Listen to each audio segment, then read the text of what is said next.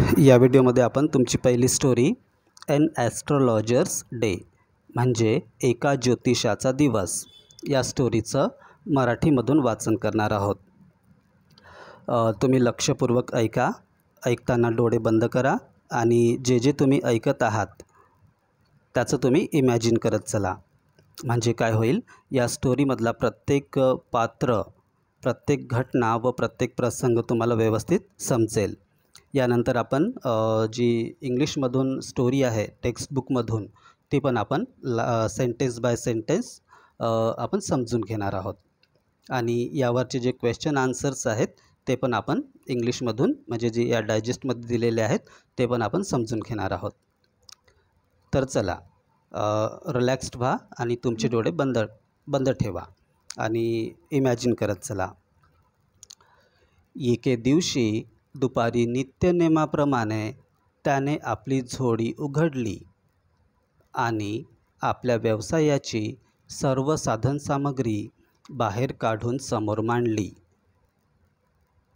त्यात होते डझनभर कवड्यांचे शिंपले, धूसर गूढ आकृत्या काढलेला कापडाचा एक चौकोनी तुकडा, एक वही आणि एक ताडपत्रांवरील लिखाणाचे बंडल।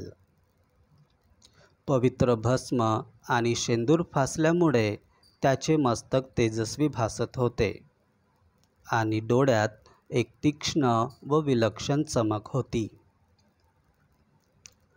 खरे तर ती ग्राहकांना सतत शोधणारी नजर होती, पण त्याच्या साध्याभोळ्या ग्राहकांना मात्र त्या नजरेत भविष्यवेत्याचे तेज जाणवत असे आणि ते त्यांना दिलासा देत असे। रंगवलेले कपाळ आणि गालांवर पसरलेल्या दाट मिशा यांच्या मधोमध असलेल्या त्याच्या डोळ्यांमधील तेज आणखी प्रखर वाटत होते। अर्थात एखाद्या वेडसर व्यक्तीचे डोळे देखील अशा कोंदणात तेजस्वी वाटले असते आणि जणू या सर्वांचा परिणाम अधिक खुलावा म्हणून की काय, त्याने डोक्यावर भगव्या रंगाचा फेटा बांधला होता। ही रंगसंगती कधीही फिकी पडत नाही। डेलिया किंवा कॉस्मॉसच्या फुलांकडे जशा मधमाशा आकर्षित होतात तसे लोक त्याच्याकडे आकर्षित होत असत।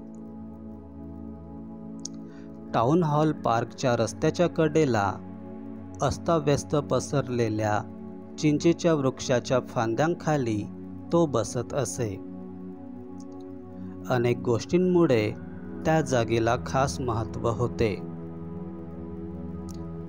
सकाळपासून रात्रीपर्यंत त्या अरुंद रस्त्यावर अमाप गर्दी ओसंडून वाहत असे।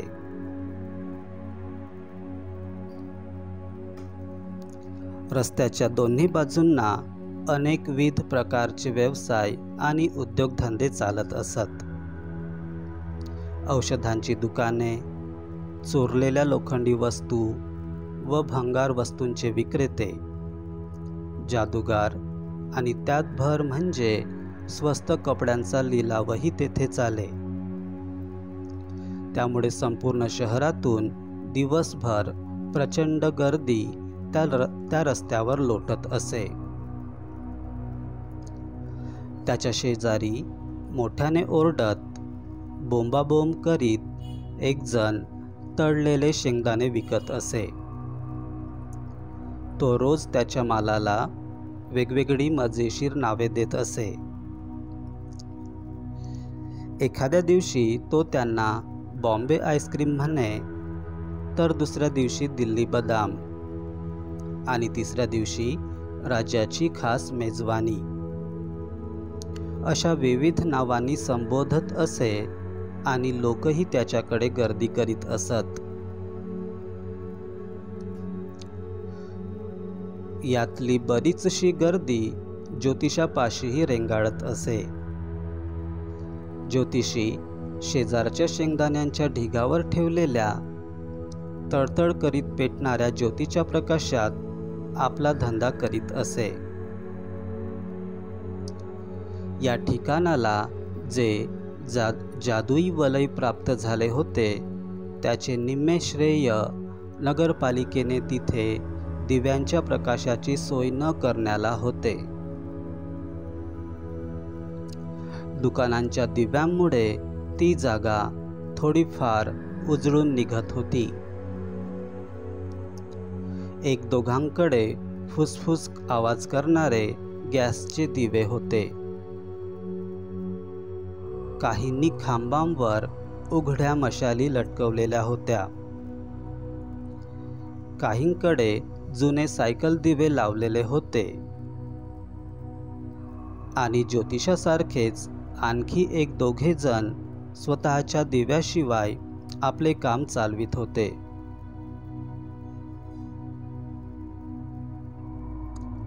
प्रकाश झोत आणि हलणाऱ्या सावल्यांचा एक विस्मयकारक खेळ तिथे चालू असायचा. ज्योतिषाची मात्र त्यामुळे उत्तम सोय झाली होती. त्याचे कारण अगदी साधे होते.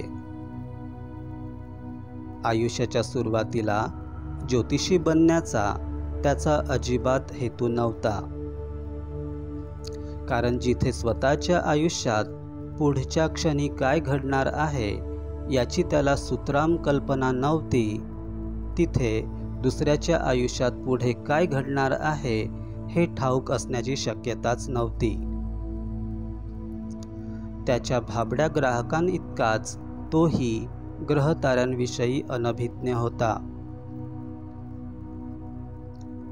तरीही त्याच्या बोलण्याने सर्वजण खुश होत असत आणि भारावून जात असत.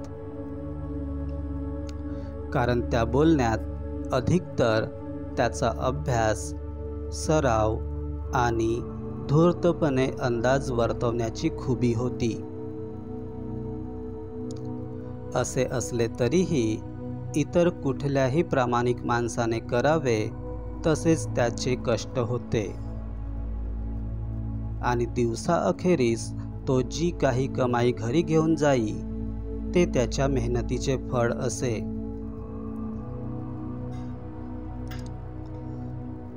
कोणताही निश्चित विचार किंवा योजना न आखता तो आपले गाव सोडून आला होता. तिथेच राहिला असता तर आपल्या पूर्वजांचा कामधंदा करीत राहिला असता. म्हणजे शेतीवाडी, घरदार, लग्नसंसार आणि मक्याच्या शेतात वडिलोपार्जित घरात आयुष्य काढीत म्हातारा झाला असता. पण तसे व्हायचे नव्हते. कोणालाही न सांगता घर सोडून जाणे त्याला भाग पडले होते आणि आपला गाव शेकडो मैल मागे सोडून येईपर्यंत थांबणेही त्याला शक्य नव्हते. एखाद्या गावकऱ्याच्या दृष्टीने हा पल्ला गाठणे म्हणजे जणू समुद्र पार करण्याइतकी मोठी गोष्ट होती. लग्न, पैसा आणि मानवी नात्यांची गुंतागुंत या मनुष्य जातीच्या सामान्य समस्यांचे त्याचे व्यावहारिक विश्लेषण चांगले होते. प्रदीर्घ सरावामुळे त्याचे त्यातले ज्ञान अतिशय गाढ झाले होते. 5 मिनिटांच्या आतच काय समस्या आहे हे त्याला समजत असे. प्रत्येक प्रश्नाचे तो 3 पैसे घेत असे. समोरची व्यक्ती कमीत कमी 10 मिनिटे बोलल्याशिवाय तो आपले तोंड उघडत नसे. त्यामुळे त्याला डझनभर उत्तरे आणि सल्ले देण्यास भरपूर मालमसाला मिळत असे.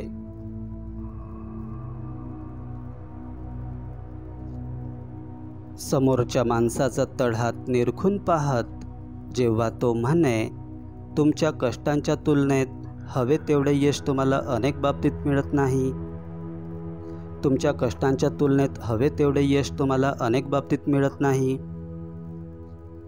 तेव्हा 10 पैकी निदान 9 जणांना तरी त्याच्याशी सहमत व्हावे लागे, किंवा तो विचारी तुमच्या कुटुंबात अगदी दूरच्या नात्यात अशी एखादी स्त्री आहे का जिचे तुमच्याशी सलोख्याचे संबंध नाहीत? तुमच्या कुटुंबात अगदी दूरच्या नात्यात अशी एखादी स्त्री आहे का जिचे तुमच्याशी सलोख्याचे संबंध नाहीत? किंवा स्वभावाचे विश्लेषण करून तो म्हणे, तुमचे बहुतेक त्रास तुमच्या स्वभावामुळे होत आहेत. अर्थात शनी या ठिकाणी असताना तुम्ही आणखी वेगळे कसे असू शकणार म्हणा? तुमचा स्वभाव उतावळा आहे आणि तुमचे बाह्यरूप कठोर वाटते. पुन्हा एकदा, स्वभावाचे विश्लेषण करून तो म्हणे, तुमचे बहुतेक त्रास तुमच्या स्वभावामुळे होत आहेत. अर्थात शनी या ठिकाणी असताना तुम्ही आणखी वेगळे कसे असू शकणार म्हणा? तुमचा स्वभाव उतावळा आहे आणि तुमचे बाह्यरूप कठोर वाटते.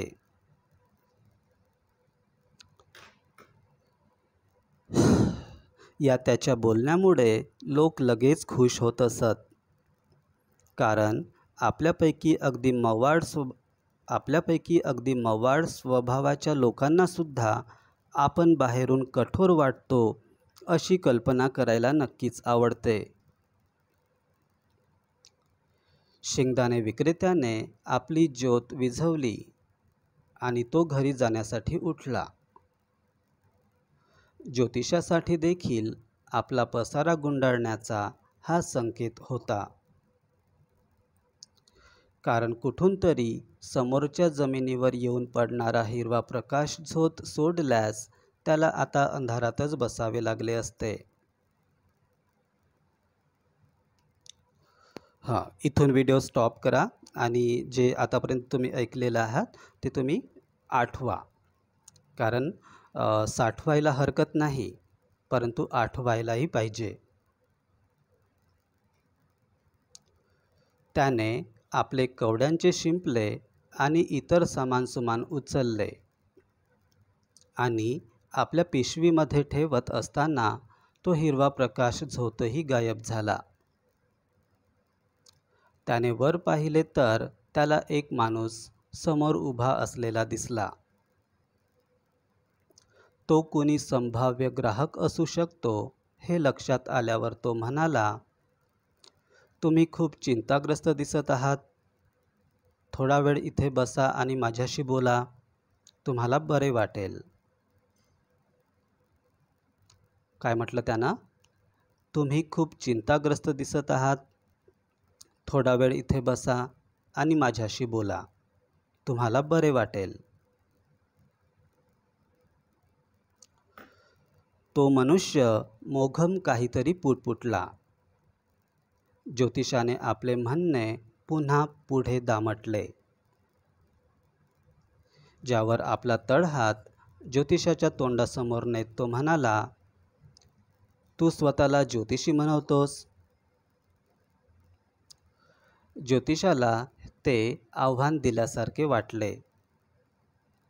त्यामुळे त्याचा तळहात हिरव्या प्रकाश झोताच्या दिशेने वळवत तो म्हणाला, तुमचा स्वभाव थांबवा ते. तो मनुष्य म्हणाला, मला मुद्द्याचे काय ते सांगा. आपल्या मित्राचा स्वाभिमान दुखावल्यासारखे झाले. मी प्रत्येक प्रश्नाचे फक्त 3 पैसे घेतो आणि तुमच्या पैशांच्या बदल्यात जे तुम्हाला मिळते ते पुरेसे असते.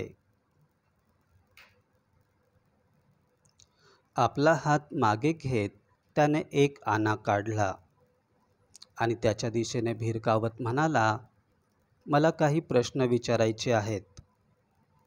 तुम्ही खोटे सांगत आहात, फसवत आहात हे जर मी सिद्ध केले तर तो आना तुम्ही मला व्याजासह परत करायचा.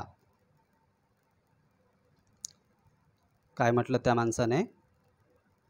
मला काही प्रश्न विचारायचे आहेत.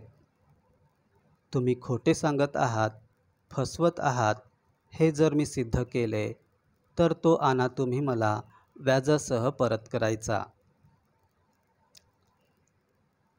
मग तो ज्योतिषी म्हणतो, जर माझी उत्तरे तुला समाधानकारक वाटली तर तू मला 5 रुपये देणार का?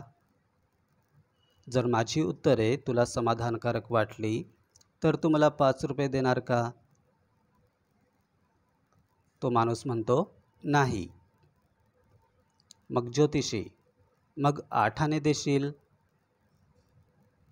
मग तो माणूस म्हणतो, ठीक आहे. ठीक आहे, तुम्ही चुकीचे सांगितल्यास मला दुप्पट द्यायला तयार असाल तरच. आणखी थोड्या युक्तिवादानंतर दोघांमध्ये हा करार मान्य झाला. ज्योतिषाने वर देवाकडे पाहत प्रार्थना केली आणि त्या मनुष्याने चिरूट पेटवला. काडेपेटीच्या उजेडात त्या इसमाच्या चेहऱ्याची एक झलक ज्योतिषाला दिसली आणि तो क्षणभर चपापला. एकीकडे रस्त्यावर मोटारीचे हॉर्न वाजत होते.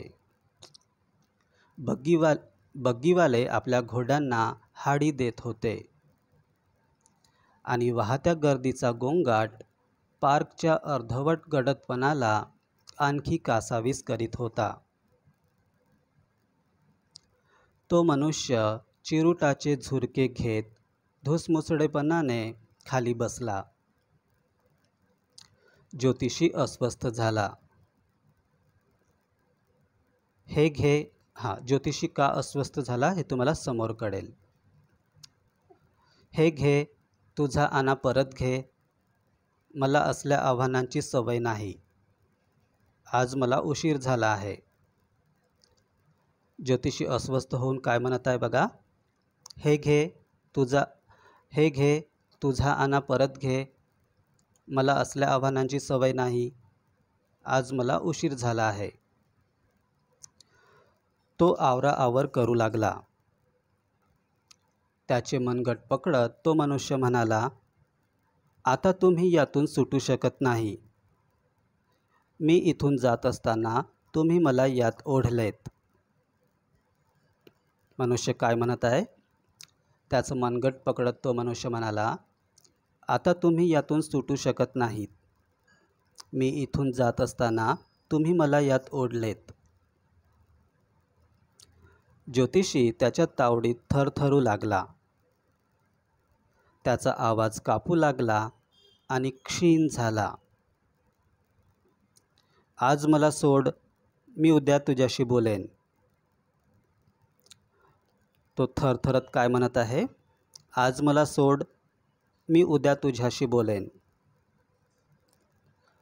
आपला तळहात त्याच्या तोंडासमोर जोराने पुढे करीत त्याने म्हटले. तो मनुष्य आता म्हणत आहे, आव्हान हे आव्हान असते, सुरू करा. काय म्हटलं त्याने? आव्हान हे आव्हान असते, चला सुरू करा. कोरड पडत असलेल्या घशाने ज्योतिषी पुढे बोलू लागला. तुमच्या जीवनात एक स्त्री आहे. मग मनुष्य म्हणतो, थांबा, मला हे सर्व नको आहे. माझ्या सध्याच्या शोधात मी यशस्वी होईन की नाही याचे उत्तर द्या आणि जा. नाहीतर मुकाट्याने तुमचे सर्व आणे मला देऊन टाका. तुम्ही मान्य करीपर्यंत मी तुम्हाला सोडणार नाही. तो मनुष्य काय म्हणत आहे ऐका. तो ज्योतिषी सांगू लागतो की तुमच्या जीवनात एक स्त्री आहे. तर तो मनुष्य त्याला मध्येच थांबवतो आणि म्हणतो, थांबा, मला हे सर्व नको आहे. माझ्या सध्याच्या शोधात मी यशस्वी होईन की नाही याचे उत्तर द्या आणि जा. नाहीतर मुकाट्याने तुमचे सर्व आणे मला देऊन टाका. तुम्ही मान्य करीपर्यंत मी तुम्हाला सोडणार नाही. समोर ज्योतिषाने काही मंत्र पुटपुटले आणि उत्तर दिले. ज्योतिषी म्हणत आहे, ठीक आहे, मी बोलेन, पण मी जे सांगतो ते पटले तर तुम्हाला 1 रुपया देणार का? नाहीतर मी तोंड उघडणार नाही. मग तुला जे करायचे ते कर. ज्योतिषी काय म्हणत आहे बघा. त्याने चॅलेंज ॲक्सेप्ट केलं आणि तो हिम्मत करून त्याला म्हणत आहे, ठीक आहे मी बोलेन, पण मी जे सांगतो ते पटले तर तुम्हाला 1 रुपया देणार का? नाहीतर मी तोंड उघडणार नाही. मग तुला जे करायचे ते कर. बराच वेळ घासाघीस केल्यानंतर त्याने शेवटी ते मान्य केले. म्हणजे कोणी त्या मनुष्याने मान्य केले की तो त्याला 1 रुपया देणार. ज्योतिषी म्हणाला, तुला मरणासन्न अवस्थेत सोडले गेले होते, बरोबर? हो, पुढे सांगा. तो मनुष्य त्याने खरं सांगितलं होतं त्याच्या जीवनात, त्याच्या पास्टबद्दल, की तुझ्यावर प्राणघातक हल्ला करून तुला बेशुद्ध अवस्थेत सोडलं गेलं होतं. तर तो उत्साहाने काय म्हणत आहे, हो बरोबर आहे, पुढे सांगा. मग ज्योतिषी म्हणतो, एकदा सुरा खुपसला गेला होता तुझ्या शरीरात. भले बहादर, म्हणजे बरोबर, तुम्ही बरोबर सांगत आहात. त्याने काय केलं मग, भले बहादर म्हणता म्हणता आपल्या छातीवरचा व्रण म्हणजे त्या हल्ला केल्यानंतर, चाकूने हल्ला केल्यानंतर जो डाग पडतो जखमेचा, तो दाखवला. अजून काय? मग तो समोर आपल्याच पास्ट विषयी त्यालाच विचारत आहे, अजून सांगा समोर.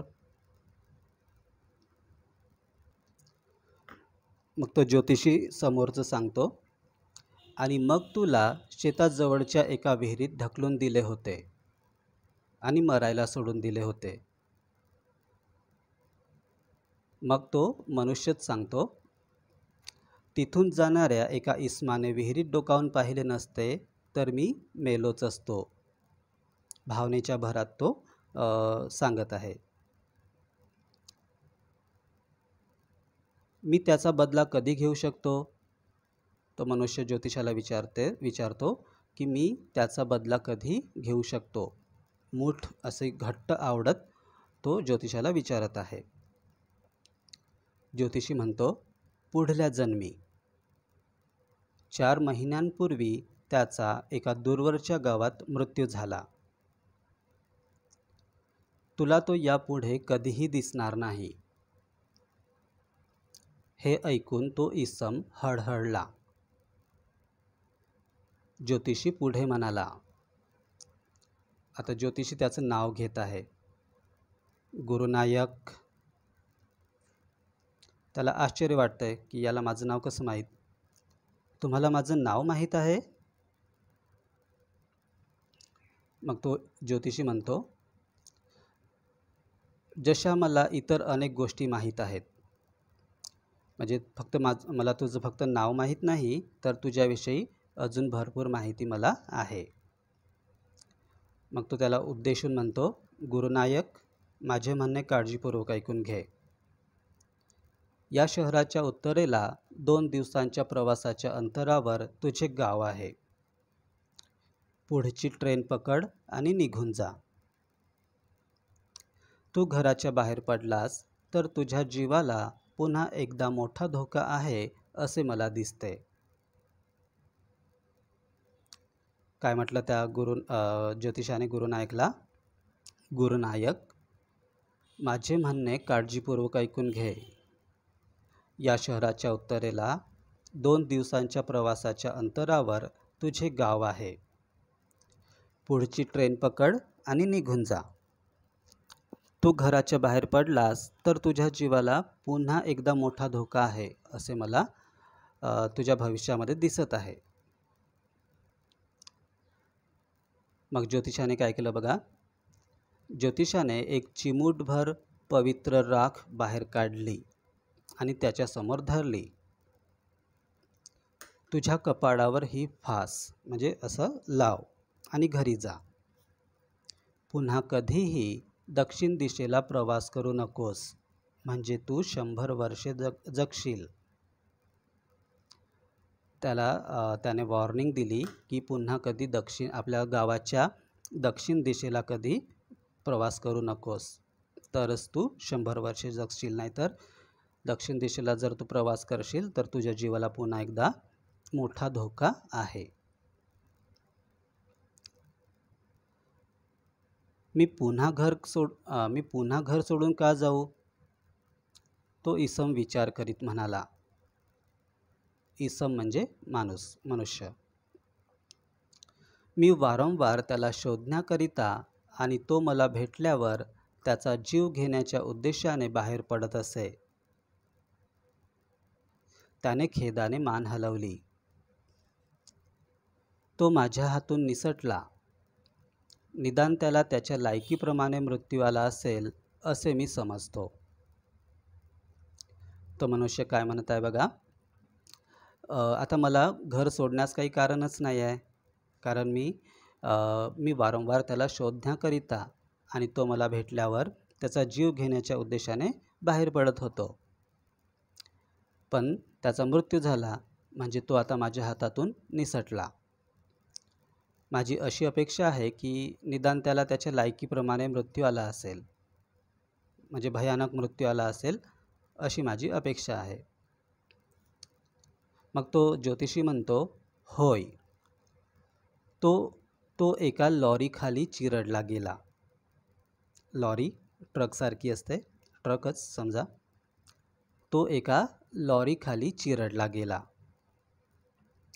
हे ऐकून त्या इसमाला आनंद झाला. का आनंद झाला? कारण लॉरीखाली चिरडून मरणे म्हणजे हा खूप भयंकर मृत्यू असतो, आणि तो त्याच्या मारेकऱ्याला म्हणजे मारण्याचा प्रयत्न केला त्या व्यक्तीला तसा भयानक मृत्यू आला, याचा त्याला आनंद झाला, समाधान वाटलं. ज्योतिषी आपले साहित्य गोळा करून आपल्या झोळीत घालीपर्यंत ते ठिकाण सुनसान झाले होते. हिरव्या उजेडाचा झोतही नाहीसा झाला होता, आणि आता ती जागा अंधारात व शांततेत बुडून गेली होती. ज्योतिषाला मूठभर नाणी देऊन तो अनोळखी मनुष्यही रात्रीच्या अंधारात निघून गेला होता. ज्योतिषी घरी पोहोचला तोवर जवळजवळ मध्यरात्र झाली होती. त्याची पत्नी दारातच त्याची वाट पाहत होती. तिने ज्योतिषाला उशिरा का बरं आले याचे स्पष्टीकरण मागितले. तिच्याकडे नाणी उडवीत तो म्हणाला, ही मोज, ती सगळी एका माणसाने दिली आहेत. ज्योतिषाने काय केलं, ते सगळी जे नाणी आहेत आपल्या खिशातून काढले आणि आपल्या पत्नीकडे असे भिरकावत तो म्हणाला की ही मोज, ही सगळी नाणी ही फक्त एका व्यक्तीने दिली आहेत मला. ती मोजते आणि म्हणते 12.5 आणे. एका दिवशी तेवढं उत्पन्न तिने पहिली वेळा बघितलं होतं, तर तिला फार आनंद झाला. ती म्हणते, उद्या थोडा गूळ आणि नारळ मला आणता येईल. छोटी कित्येक दिवसापासून मिठाई मागत आहे.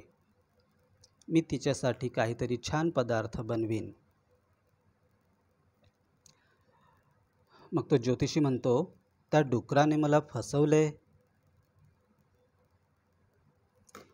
त्याने मला 1 रुपया द्यायचे कबूल केले होते. 1 रुपया म्हणजे 16 आणे, पण त्याने 12 आणेच दिले होते.